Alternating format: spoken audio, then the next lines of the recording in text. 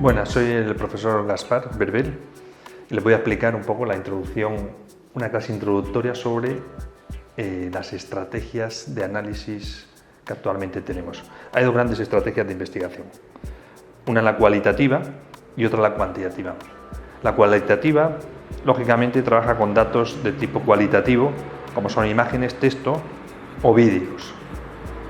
Y las técnicas más utilizadas son la observación, el análisis de contenido y las dinámicas grupales. Pero nosotros vamos a trabajar dentro de la estrategia cuantitativa, es decir, con datos métricos, que es en lo que se basa la estadística inferencial, la estadística clásica. Entonces, los datos métricos pueden tener un origen en variables numéricas o en variables categóricas, que es algo que veremos más adelante. En cualquier caso, tenemos que puntualizar, dada la importancia de que nosotros trabajamos principalmente siempre en estadística clásica o inferencial con datos individuales, es decir, cada registro es un individuo, aunque también podrían ser datos agregados, es decir, cada registro ser un colectivo, como por ejemplo podría ser un país, un hospital, una sección, un grupo. La otra condición importante es que nosotros siempre trabajaremos a priori con datos estructurados, es decir, de una sola fuente, en una matriz de datos donde cada registro, cada fila pertenece a un caso, que normalmente es un individuo, y cada columna pertenece a una variable. Es decir, son las variables que hemos registrado de todos esos individuos. Esos son datos estructurados dentro de una matriz, como por ejemplo puede ser un Excel. Existen también estudios que se realizan con datos no estructurados de diferentes fuentes, pero entonces estaríamos hablando de minería de datos o de Big Data. También significar, por último, que los datos tienen que mostrar variabilidad. Es decir, por ejemplo, podemos tener la variable sexo. Si todo el colectivo, toda la muestra fuesen mujeres, tendríamos una constante, no tendríamos una variable.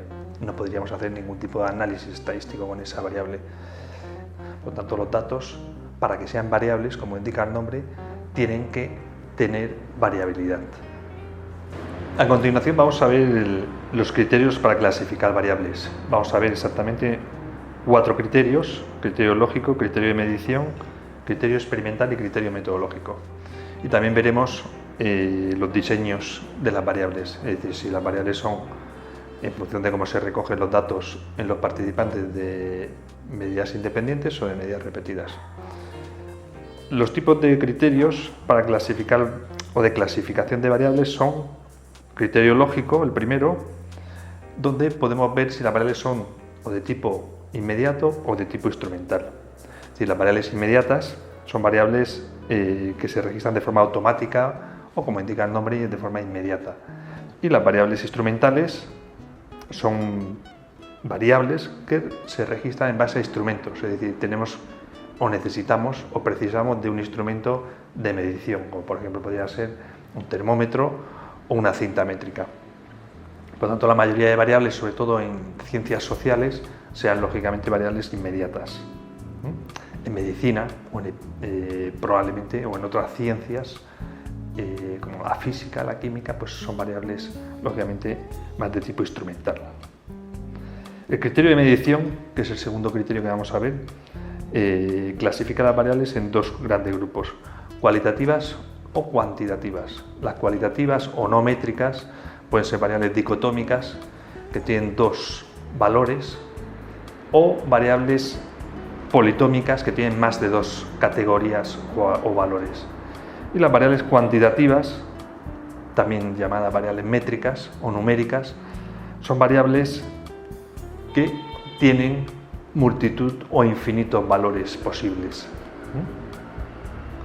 Dentro de las cuantitativas podemos hablar de escalas de intervalo o de razón.